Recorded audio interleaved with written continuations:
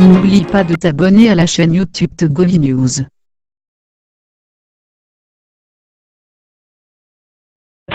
Dans un instant, votre chaîne de l'excellence vous donne l'heure. Victor FM, il est 7h. Boucaïgandre.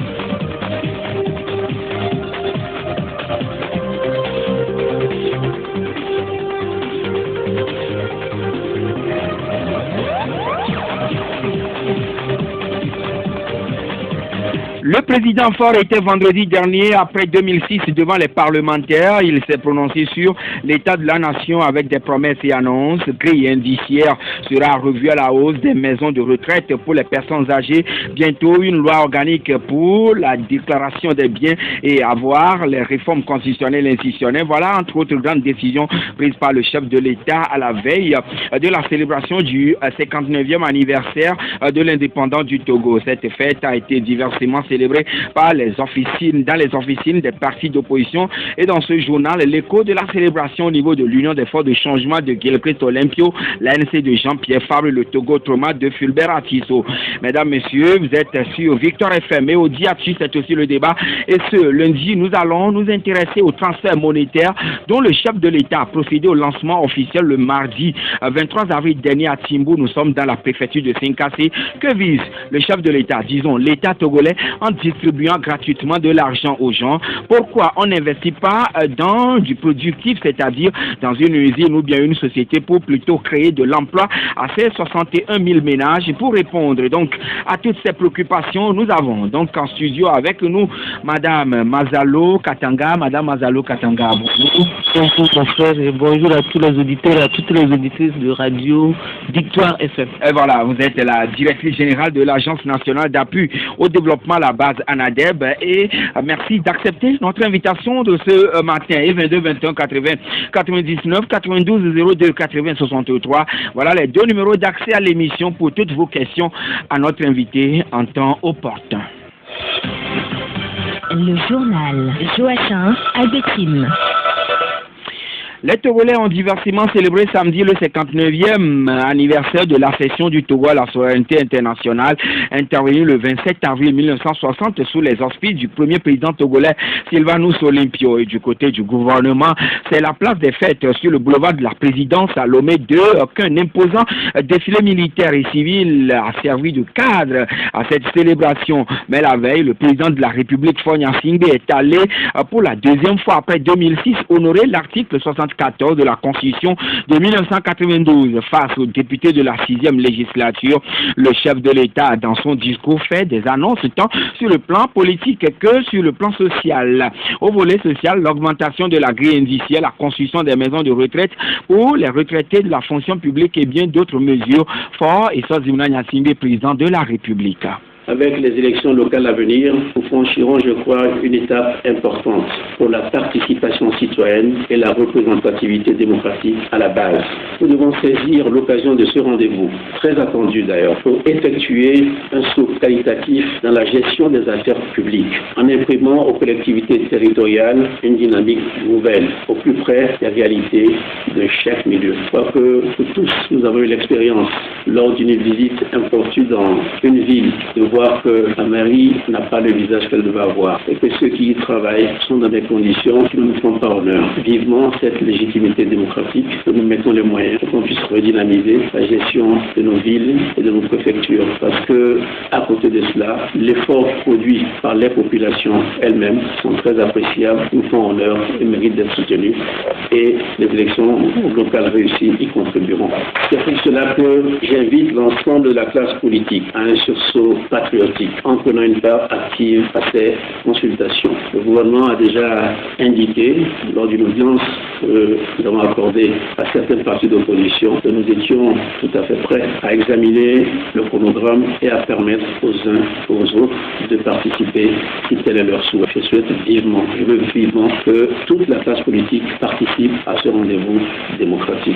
Et pour cette élection, je voudrais compter sur l'engagement des femmes, le dynamisme des jeunes et l'enthousiasme de tous, sans distinction, pour faire de cette consultation un catalyseur de toutes les énergies. Et à l'issue de ce scrutin, il est important que l'exercice des responsabilités locales reflète la diversité des talents et compétences nationales et réponde aux attentes de nos populations. Nos institutions seront également enrichies par la mise en place du Conseil économique et social au cours de cette année. Et cette instance apportera un appui important au processus de décentralisation par le suivi des programmes de développement économique de l'État et des collectivités locales. Et vous venez d'écouter le chef de l'État plutôt sur les réformes et les élections locales, mais abordant les questions politiques. Le chef de l'État a rassuré de la réalisation des réformes que tous les Togolais attendent depuis des années et qui font objet de manifestations politiques dans tout le pays. Et que dit exactement le président de la République? Alors je vous laisse plutôt l'écouter. Nous restons attachés à la recherche de l'amélioration des conditions de vie des citoyens. J'ai instruit dans ce sens le gouvernement de prendre en compte, dans le cadre du prochain budget, les préoccupations visant à améliorer le pouvoir d'achat à travers la revalorisation du point d'indice, évidemment dans la mesure des possibilités de nos finances publiques. J'ai aussi demandé au gouvernement d'intensifier les consultations et d'engager les études actuarielles nécessaires pour la reprise, toujours après cette année, donc dès janvier 2020, de l'allocation de départ à la retraite d'une façon soutenable et compatible. De plus, les dispositions sont d'ores et déjà prises pour la construction de 2 maisons de retraite sur le territoire national. Ces maisons de retraite seront mises à la disposition des associations de retraités qui, bien souvent, peinent à trouver un endroit pour réunir et se raconter leurs bons souvenirs. Nos populations, à l'instar de celles des autres pays, sont actuellement sujettes à des questionnements touchant aux conditions à la persistance des difficultés économiques à l'horizon qui semble ne plus annoncer des lendemains meilleurs. Et c'est la raison pour laquelle la dimension sociale est intégrée comme une priorité absolue à l'action de mon gouvernement. Plusieurs programmes sont ainsi mis en œuvre, comme celui des filets sociaux et services de base que nous avons étendu il y a quelques jours à des milliers de ménages issus des cantons les plus défavorisés de notre pays. Par le renforcement de ces mécanismes d'inclusion, les aspirations, je le sais, sont grandes et les attentes nombreuses. Et puis, l'impatience est légitime. Je la comprends, je sais que vous la comprenez. Pour autant, elle ne doit pas entamer notre conviction que nous sommes capables, par le travail, le dévouement, l'abnégation, d'évoluer vers une société de bien-être et de prospérité partagée. Pour relever les défis de l'heure, nous continuerons les efforts, je vous le promets, nous continuerons les efforts entrepris pour consolider nos avancées et les rendre davantage perceptibles par nos concitoyens. Jamais nous ne baisserons les bras devant les difficultés, jamais nous ne renoncerons face aux contraintes. Nous ne ferons pas de miracle soudain. On ne va pas changer le pays du jour au lendemain, mais nous ne ferons pas de prodiges éphémères. Tous nos progrès seront durables et pérennes.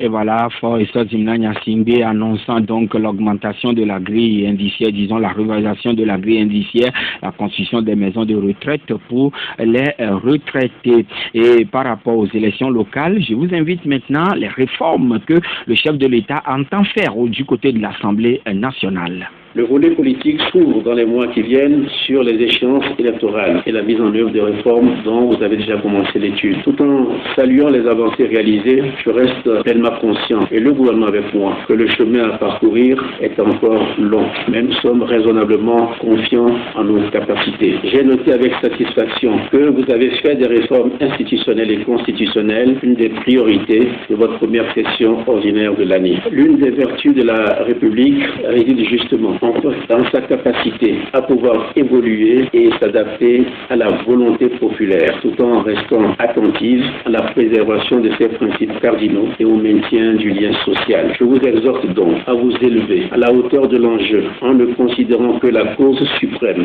celle de la nation togolaise, dont vous êtes l'émanation et les représentants. En restant à l'écoute du peuple, prenant la juste mesure de notre responsabilité devant l'histoire, vous permettrez à notre pays de dépasser les clivages et les blocages blocage pour baliser la voie de sa glorieuse destinée. Dans cette enceinte, temple de la démocratie doivent s'opérer dans la sérénité et la concertation avec toutes ses composantes nationales, le choix qui vaudront pour notre avenir commun.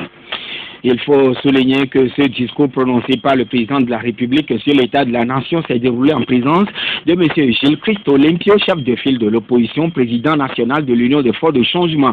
Et du côté de l'UFC, le message du chef de l'État est historique, mais les réformes politiques doivent être faites. Sénat Alipu, président du groupe parlementaire UFC. Je pense qu'il faut avoir l'objectivité de reconnaître que les mesures sociales qui ont été annoncées, que ce soit pour la retraité, l'assurance maladie universelle, tout cela va dans le sens de l'amélioration des conditions de vie des Togolais. Naturellement, nous avons toujours les problèmes politiques qui sont en suspens sur lesquels nous travaillons, notamment les réformes qui sont attendues par les populations. Nous avons commencé à travailler là-dessus et puis nous allons voir ce que cela va donner dans les jours qui viennent. Les travaux ont commencé en commission et sont relativement avancés. Nous avons un consensus sur les 2 points importants qui sont la limitation du mandat à 2 et les élections à 2 tours. Nous sommes aussi en train de prendre en considération tout le reste du travail qui a été fait, que ce soit par l'expert de la CEDEAO ou par les instances précédentes. Et je pense que nous allons arriver à une formulation qui va satisfaire et à la fois les recommandations de la feuille de route de la CEDEAO et les attentes des populations. Je pense que dans l'histoire récente de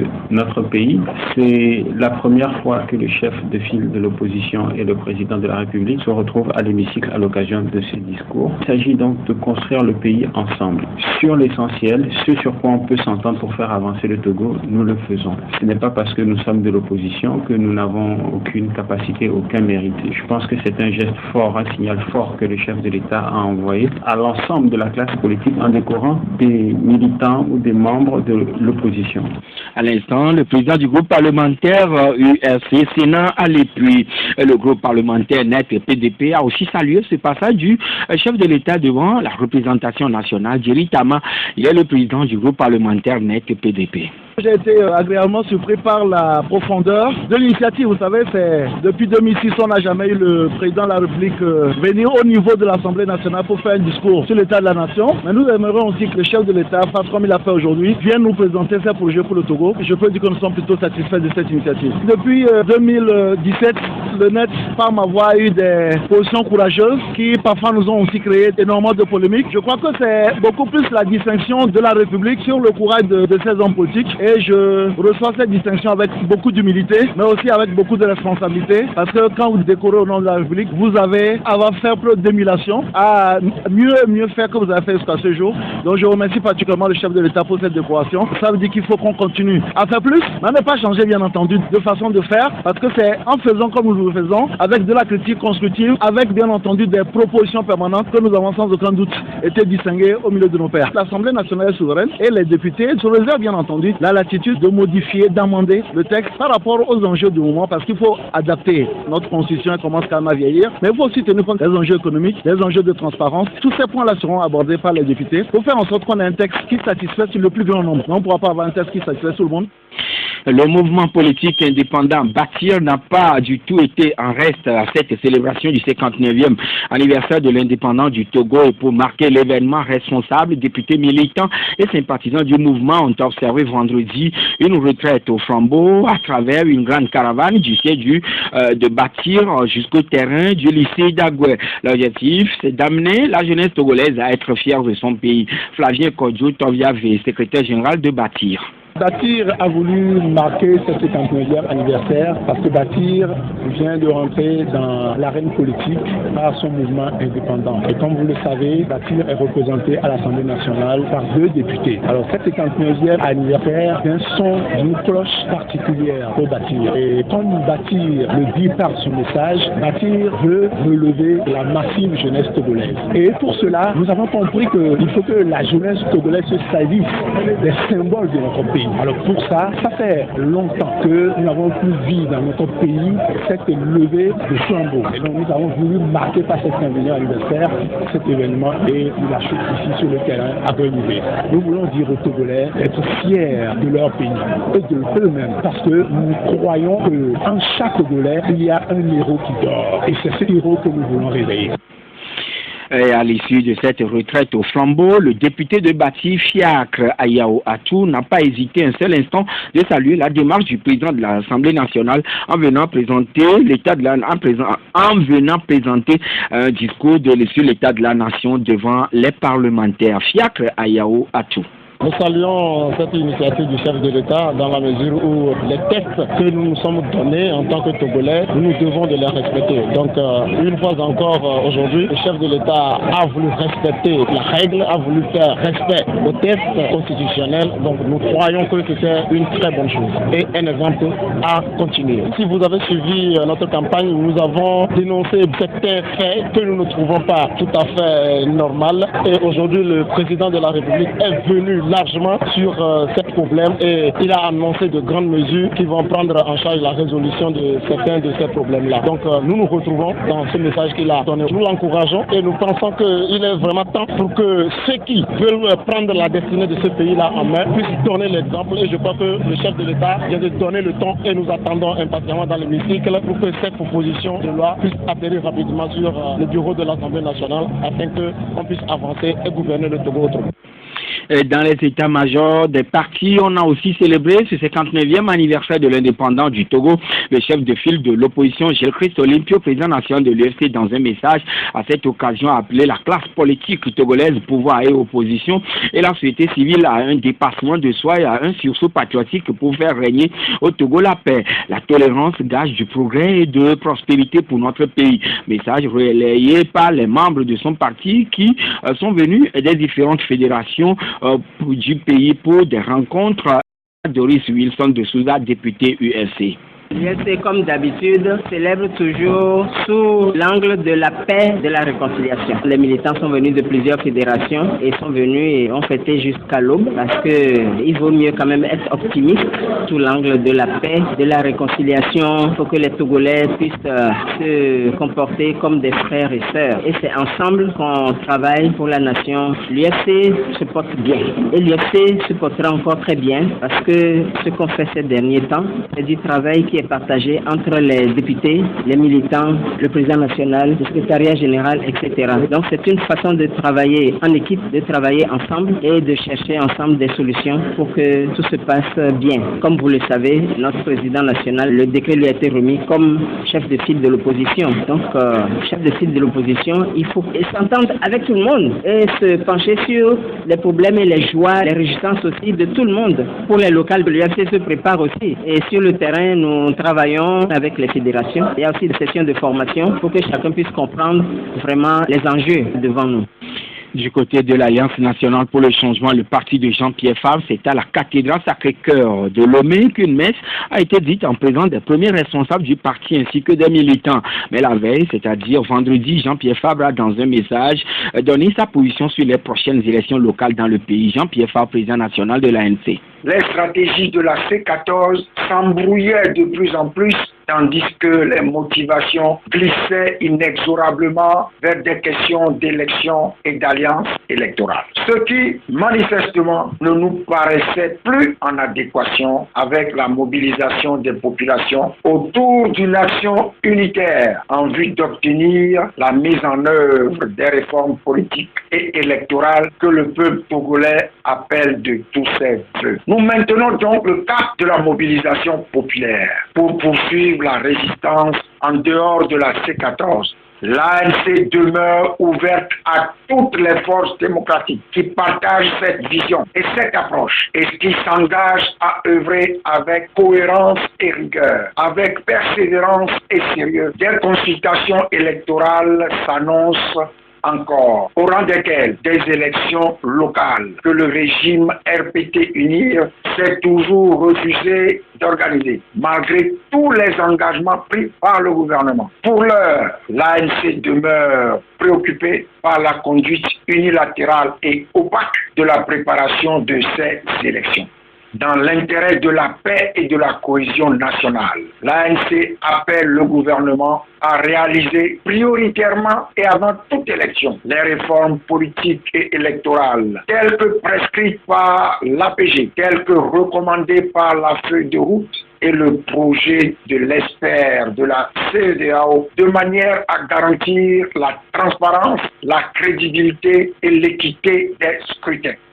À l'instant, le chef, le président national de l'Alliance nationale pour le changement, Jean-Pierre Fabre, du côté du parti Le Togo. Autrement, on a plutôt choisi une formation,